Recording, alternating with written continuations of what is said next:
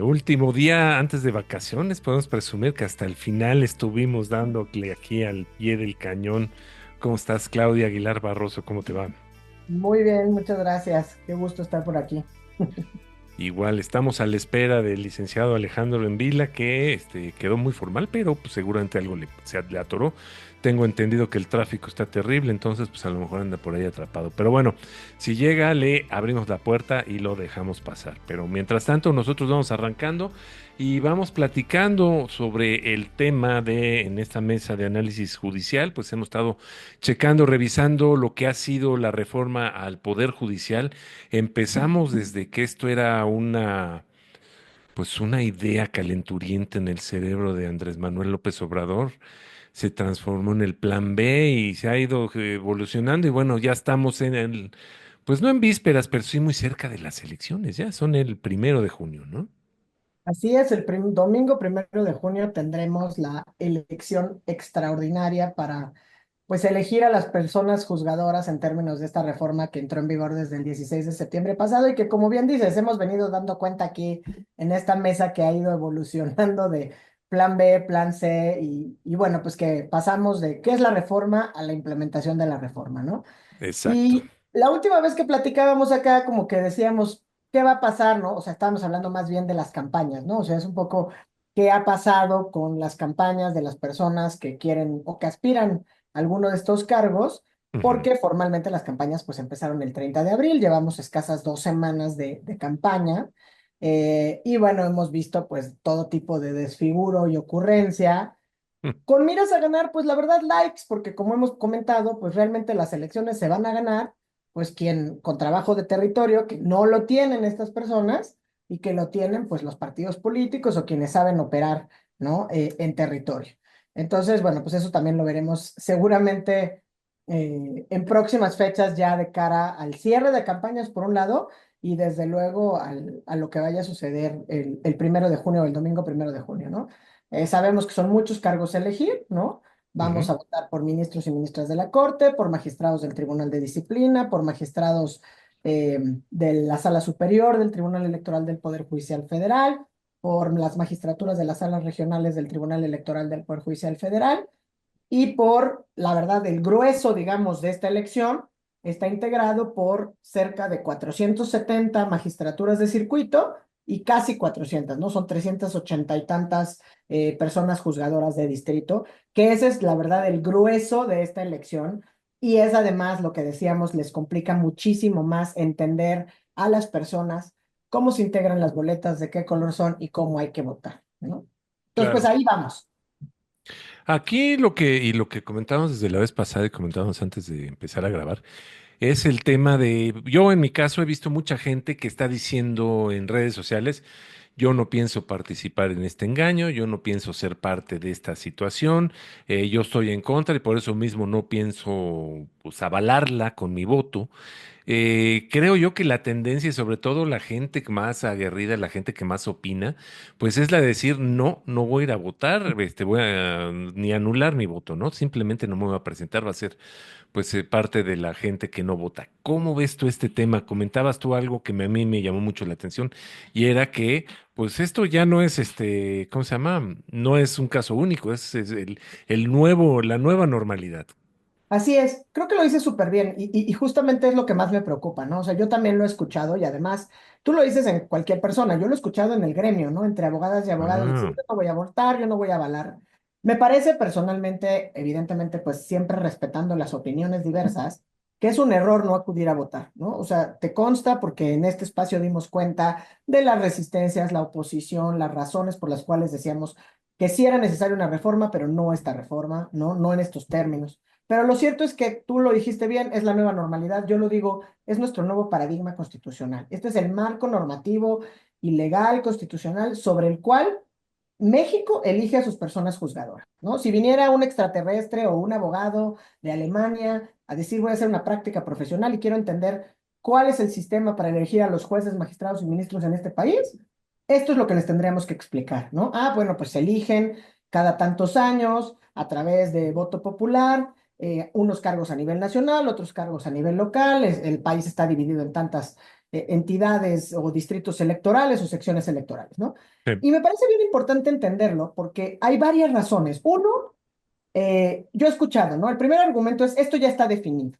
Y yo decía, bueno, a ver, se puede especular muchísimo. Todos decimos, bueno, ya seguro va a quedar Lenia Batres o Yasmín Esquivel o Loreta Ortiz.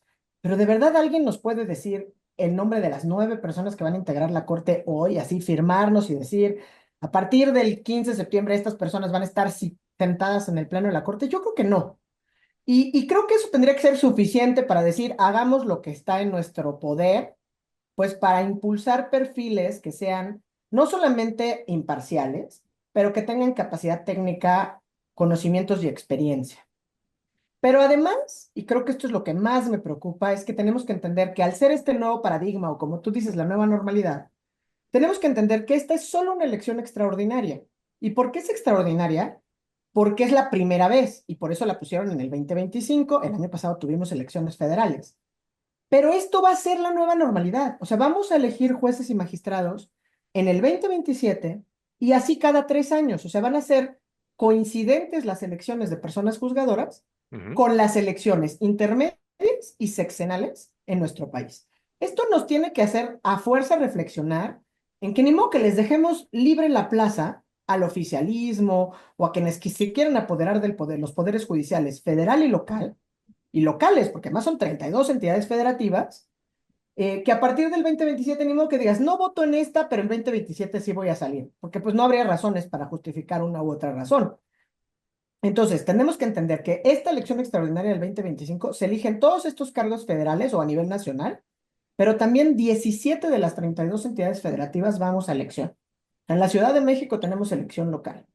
Y el 2027 vamos a elegir a la otra mitad de los magistrados de circuito y de jueces de circuito, es decir, a los otros 400 y tantos magistraturas y a los otros 400 y tantos jueces, pero también vamos a elegir a todos los poderes judiciales locales que faltan. Es decir, si ahora vamos a elegir a 17 entidades, pues el restante de las entidades federativas las vamos a elegir el próximo ciclo, digamos, electoral, que será el 2027. Y Ujú. esas elecciones, digamos, por eso yo digo, no hay que soltar la plaza, porque ahorita, la verdad, las reglas son laxas. El INE dice, bueno, a ver, vamos a dejar que los poderes públicos participen solo para promocionar la participación en la elección judicial. Pero ¿qué va a pasar en la elección del 2027, donde ya son elecciones donde participan los partidos políticos? ¿No? Entonces, creo que es un error no dimensionar que este es el nuevo modelo constitucional.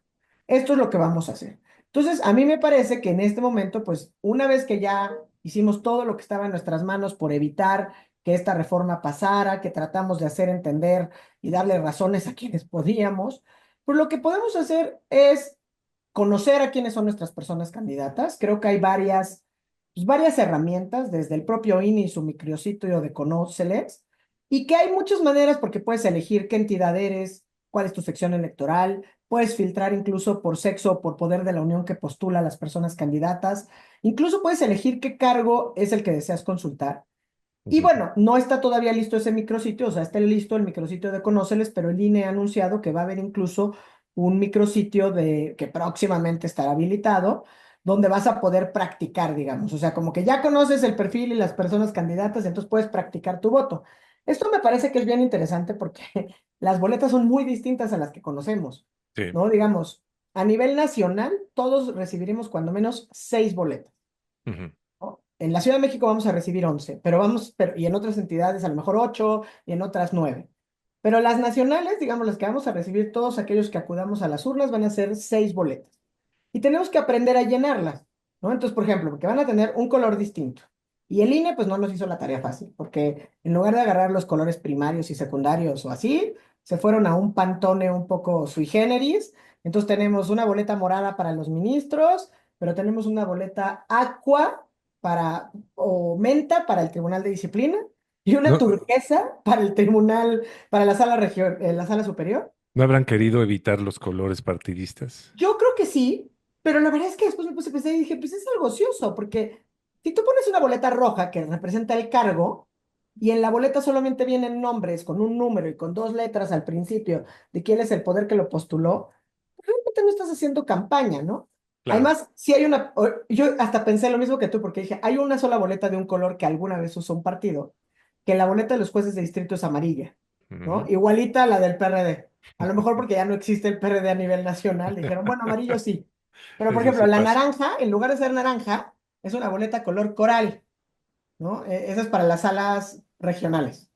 Claro. Pero quizá también en eso, lo que decíamos la vez pasada, las boletas un poco más complicadas se vuelven las de las magistraturas de circuito y las de los juzgados de distrito, primero porque son muchos más personas, ¿no? O sea, son, te digo, Es el que comentaste al principio, que era el grueso de la elección, el ¿no? grueso de la elección, exacto, son cuatro. Me gustaría que primero nos dijeras, porque te digo, yo llego aquí volando a ciegas literalmente, ¿en qué afecta a mi vida, todo mi rollo, a todo lo que soy yo, lo que hago, toda mi existencia, una magistratura de distrito, un magistrado de distrito? ¿Por qué tengo que votar? ¿Por qué tendría que estar preocupado porque llegue uno que esté bueno? Un magistrado de circuito. Mira, te voy a decir, la verdad es que a mí no me gustaba este eslogan, como que de repente cuando quienes justificaban la reforma decían, es que conoce a tu juez. Yo la verdad como abogada te decía, no, mientras no conozcas a tu juez es que tu vida va muy bien. No, no Sí, has tenido un conflicto que haya tenido que ir a solucionarse en un juzgado, ¿no? exacto. Entonces, ojalá que no conozcas a tu juez y que no conozcas a tu magistrado de circuito.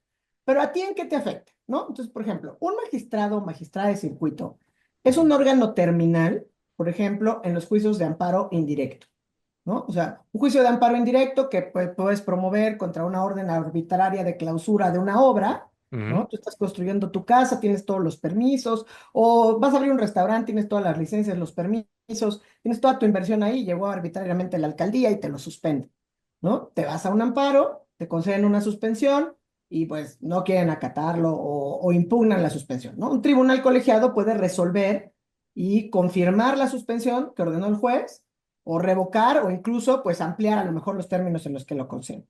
Eso sería un ejemplo, pero también un tribunal colegiado de circuito Ujú. resuelve directamente todos los amparos directos. Ok. ¿Cuáles son todos los amparos directos? Todos esos procedimientos donde vas a impugnar tú, por ejemplo, las resoluciones que en segunda instancia emiten los tribunales locales. Entonces, por ejemplo, si una persona se divorcia, entonces tiene un juicio, lleva su divorcio y se ponen de acuerdo, menos en algunas cosas, por ejemplo, términos de guarda y custodia. Un juez de lo familiar establece unos requisitos, no están de acuerdo, se van a una apelación a una sala, la sala establece unos requisitos, no están de acuerdo y se van a un amparo directo.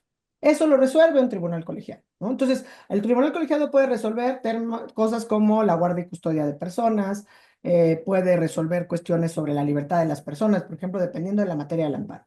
Entonces, a una persona le importaría, yo diría en términos generales, Ujú. que quienes son las personas juzgadoras, que ojalá no tenga que conocer nunca, Ujú. sean personas imparciales, pero sobre todo que sean personas que tengan conocimientos, experiencia y capacidad técnica, ¿no? Claro. O sea, que no sean unos improvisados.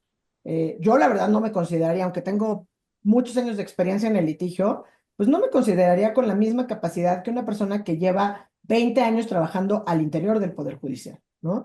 Porque la visión del litigante o la visión del postulante es absolutamente distinta a la visión de quien imparte justicia, Ok. ¿no? Esta objetividad para atender y aproximarte a la controversia con la suficiente objetividad e imparcialidad para poder valorar las pruebas, ¿no? Para poder resolver, digamos, en esos términos, me parece que es algo que se trae, ¿no? O sea, esta vocación de ser pues, un servidor público en primer lugar, pero sobre todo un impartidor de justicia. Entonces, sí nos debería importar a todos. Lamentablemente, por ejemplo, pues estamos todos distraídos, que si las ministras esto y el otro. Exacto. Te diría es lo de menos. Y más cómo va a quedar la corte, ¿eh? Porque incluso se está peleando por la presidencia, una presidencia que va a quedar muy disminuida de poder, ¿no? O sea, con esta reforma, pues la presidencia de la corte se vuelve casi rotativa, solamente van a durar 2 años, y además, pues no tienen esta doble cachucha de ser al mismo tiempo presidenta de la corte y presidenta del Consejo de la Judicatura, porque acuérdate que con la reforma, pues ese Consejo de la Judicatura se divide en dos órganos y Ujú. uno que está encargado de la disciplina y la vigilancia y otro que tiene que ver con toda la parte de administración. Entonces, pues pierden ese poder, y quien vaya a ser la presidenta de la Corte. Entonces, estamos todos muy enganchados es que la Corte dijo, claro, porque en los últimos 30 años habíamos trabajado mucho para que la Corte, digamos, nos sirviera con este fortalecimiento de precedentes, sobre todo en materia de derechos humanos. Claro. Yo creo que ahorita vamos a tener que apostarle más bien a construir un poder judicial muy sólido en sus bases, en juzgadores de distrito y en magistraturas de circuito. Precisamente más bien para evitar llegar a la Suprema Corte de Justicia, donde claramente hay, pues, por lo menos tintes altamente politizados, pues de cara incluso a lo que lamentablemente han tenido que decir en sus comparecencias respecto a las normas generales, respecto a qué efectos le podrían dar o no a un juicio de amparo. Entonces, por eso creo que nos deberíamos nos deberíamos de preocupar todos, sobre todo por jueces y magistrados. Clarísimo, clarísimo. Hablabas también de, bueno, de jueces y de magistrados, precisamente, ¿no? Además de las magistraturas de distrito. Sí. Ahí en ese caso, pues la misma pregunta, ¿no? ¿Eso en qué nos va a afectar o cómo nos vamos a, ¿cómo se llama? Pues, ¿Qué es lo en qué influyen o qué son? ¿sabes qué te diría? Mira, los jueces de distrito que son como el primer órgano del sistema federal, ¿no? De justicia federal. O Ujú. sea, directamente con ellos vas. Y lo que más conocemos nosotros, pues, es el juicio de amparo, ¿no? Y el Ok. juicio de amparo, aunque políticamente se ha usado para denostar incluso a la institución, de que se ha hecho mal uso del amparo, pues creo que tendríamos que recuperar los orígenes más bien desde, pues desde la propia experiencia y la enseñanza del derecho, donde pues el juicio de amparo es una institución legal, literalmente concebida en México y importada de México para el mundo, incluso pues que surgió en una constitución local, ¿no? En la constitución yucateca Mm. y que tenía por objeto, la verdad, protegernos a todas y a todos frente a lo arbitrario, así de sencillo, ¿no? O sea, que si hay un acto de autoridad, con independencia de que esta autoridad sea formal o material, puedas Ujú. restituirte en ese derecho que te fue violado. Y esto abarca cualquier cantidad de cosas, ¿no? Una orden de clausura arbitraria, una detención arbitraria, una omisión, ¿no? De una inscripción, o sea, es decir, hemos estado viendo además cómo evoluciona también los criterios. Lo vimos en la pandemia, ¿no? O sea, por ejemplo, todos los amparos que tuvieron que ver con que pudieran ordenar la vacunación de menores, la vacunación de los médicos del sector privado que querían negársela a los del sector privado y empezar solamente por los del sector público, del sector salud.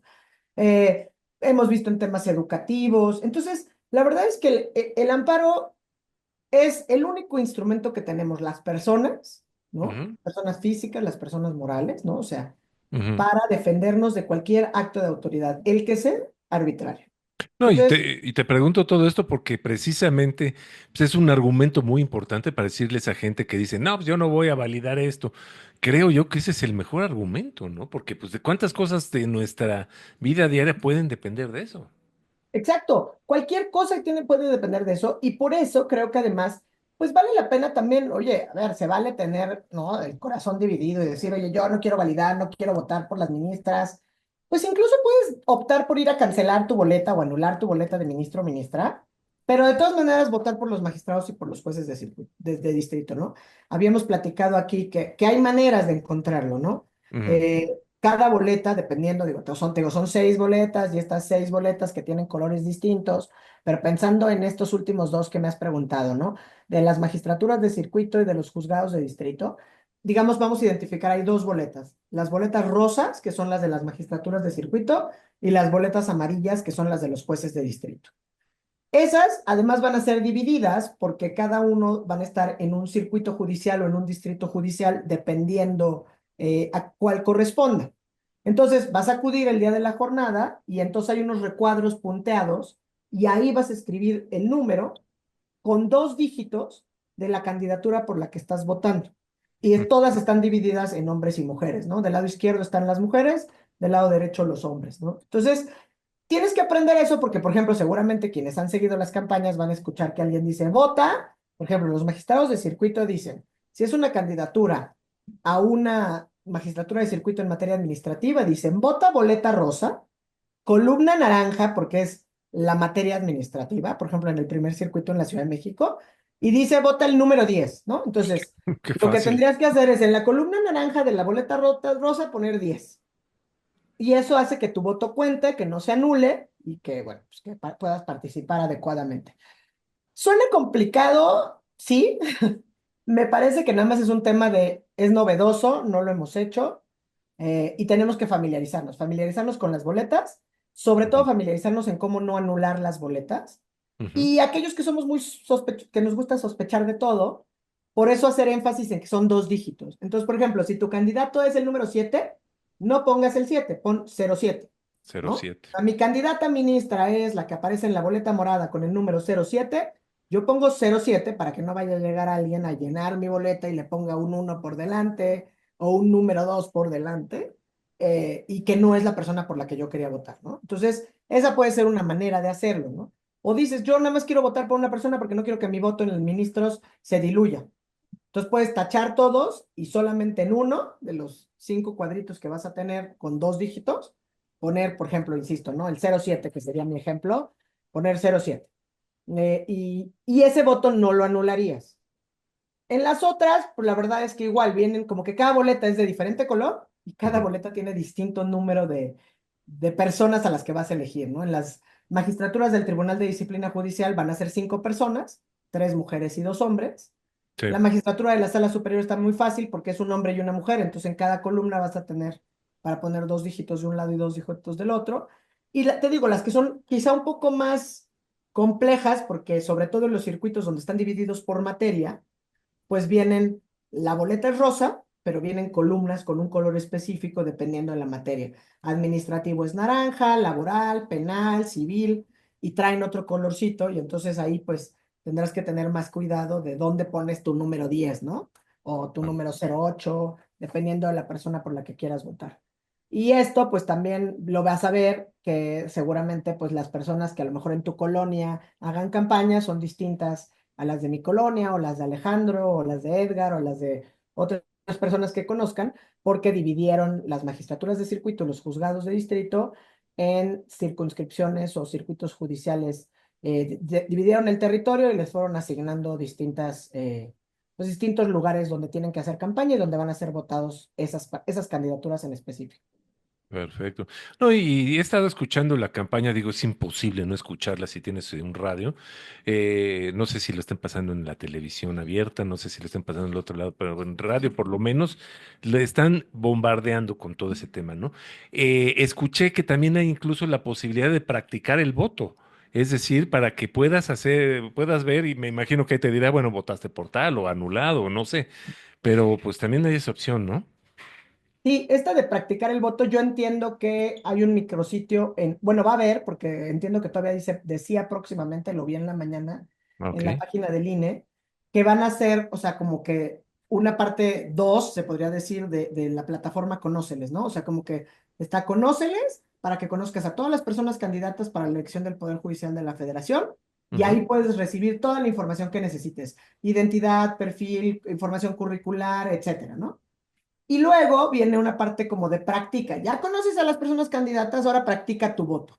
Pero según yo todavía no está habilitada esa plataforma, entonces no te puedo decir exactamente cómo funciona porque no la he visto, pero ojalá que pronto podamos hacerlo. También lanzaron una especie de aplicación de esas que puedes descargar en los teléfonos. Esa Ujú. sí la descargué, del INE, donde puedes practicar, más bien informarte de la jornada. Entonces es una especie como de trivias donde empiezas en nivel básico de qué tanto sabes de la elección. Ujú. Y bueno, pues creo que, a ver, son herramientas, claro, tienes que tener el interés, descargarla, o sea, como que no es algo tan intuitivo, pero esta aplicación es elección del Poder Judicial y hay como modo reflexión y modo supervivencia, y entonces como que le picas y vienen preguntas y es una especie de juego. ¿No? Y entonces, pues Pues son preguntas desde muy básicas. O sea, yo pensé al principio que esta ya era la plataforma como para votar y practicar, porque decía práctica, pero realmente no. Son como preguntas de nivel principiante, que bueno, a lo mejor también es una manera, digo, tienes que tener el interés, descargar la aplicación, claro. etcétera. Pero sí vienen preguntas, por ejemplo, esta que te digo, nivel principiante, ¿qué tipo de elecciones se celebran este 2025? Y entonces vienen Poder Judicial de la Federación, diputados y senadores o Estado de México y Coahuila, ¿no? O sea, pones tu respuesta. Y entonces ya pasas a la siguiente pregunta. Pues eso, digo, a ver, se ponen creativos, pero no sé qué tanto interés suscite esto o despierte esto entre la ciudadanía. Claro. Sí, Eh, esa es la otra. pero pues es un buen ejercicio también, a lo mejor de que se están dando cuenta que pues tampoco hay tanto interés. Hay videos, creo que los ha hecho también el INE, o sea, hay gente como organizaciones, personas de la sociedad civil que están tratando de dar a conocer, pero también si te metes a la página del INE tienen videos cortos Ujú. que te explican o te presentan, digamos, cómo van a ser las boletas del proceso. Un video como general, donde están las 6 boletas que te acabo de comentar, y Ujú. luego ya tienen boletas, un video más corto, como con un poquito más detalle de cada uno de los cargos, ¿no? Entonces, te metes a los videos del INE y encuentras, pues esta es la boleta morada. Conoce la boleta para elegir el cargo de ministros y ministras de la Suprema Corte. Entonces, a ver, de que se está haciendo el esfuerzo, me parece, por parte de las autoridades encargadas del proceso electoral judicial extraordinario, yo creo que sí, que necesitamos como ciudadanía tener el interés, pues eso sin duda es lo más importante, y que tenemos que vencer, por un lado, la apatía, por el otro lado, la suspicacia y sobre todo las resistencias argumentativas a decir, es que si yo no voy a validar nada, no es que no estás validando algo, esto ya pasó. O sea, no nos gustó, se opusieron quienes pudieron oponerse, se hicieron las acciones legales que pudieron hacer, el resultado ya lo conocemos todos, lo hemos platicado aquí. Y el momento ahora es, ya pasó, estamos francamente en la implementación propiamente dicha. Entonces, ¿qué vamos a hacer, no? Cuestionarnos si Exacto. votar o no votar. Mi opinión muy personal es ir a votar, y tratar que en la medida de lo posible de las cenizas y del despedacero que nos dejó el presidente López Obrador con esta reforma, pues que hagamos un poder judicial que efectivamente pues resurja de entre las cenizas con los perfiles de las personas que sean imparciales, capaces, técnica y que además pues sí tengan esta sensibilidad del momento histórico que les toca vivir de cara también a a la sociedad mexicana. Claro. Pues entonces sería la recomendación, ¿no? Votar, porque va a ser a final de cuentas el sistema de juzgadores que vamos a tener para los próximos años y como decía al principio, pues es la nueva normalidad. Segundo, y lo que hemos hablado muchas veces en el tema de cultura, pues cultura civil, ¿no?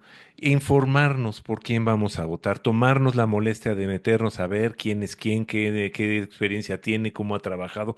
Nosotros vamos a hacer en lo posible, en la medida de lo posible, pues presentarles aquí algunos candidatos, platicar con ellos si se puede, por lo menos hablar de los que hay, pero tomarnos esa chamba como ciudadanos, ¿no? Porque a final de cuentas ser ciudadano no es nomás ir a votar, es informarte qué es lo que está pasando, qué es lo que puedes hacer y lo que puedes causar con tu voto, ¿no? Creo yo que serían las dos grandes conclusiones.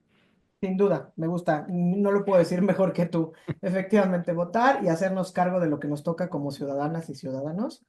Y pues efectivamente, ojalá que podamos nosotros ayudar a dar a conocer pues buenos perfiles que detectamos de personas mexicanas, mexicanos, abogadas y abogados, jóvenes, no tan jóvenes, con experiencia en el litigio, en la academia, incluso en el Poder Judicial, que convencidos de que pues si esta es la nueva realidad o la nueva normalidad, tienen que hacer lo que está en sus manos para que pues no sea cooptado el Poder Judicial por pues malos perfiles o personas que no tengan, que no sean bien intencionadas, ¿no?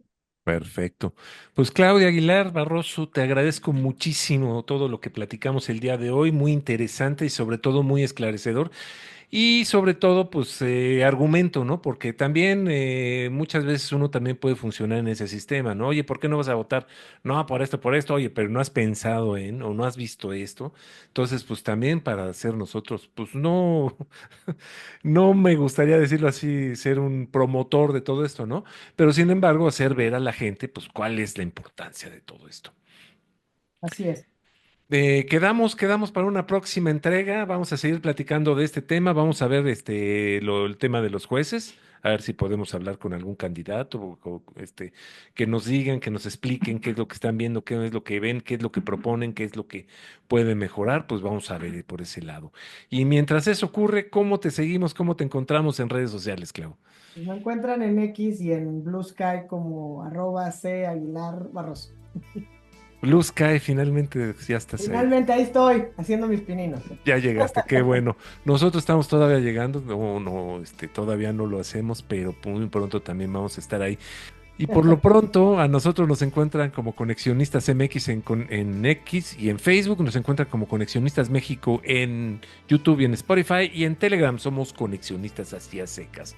La música que estamos escuchando es música de Alejandro Sábor y te lo encuentran en YouTube, y el diseño es de Sofía Reynoso y ya lo encuentran en X y en Facebook.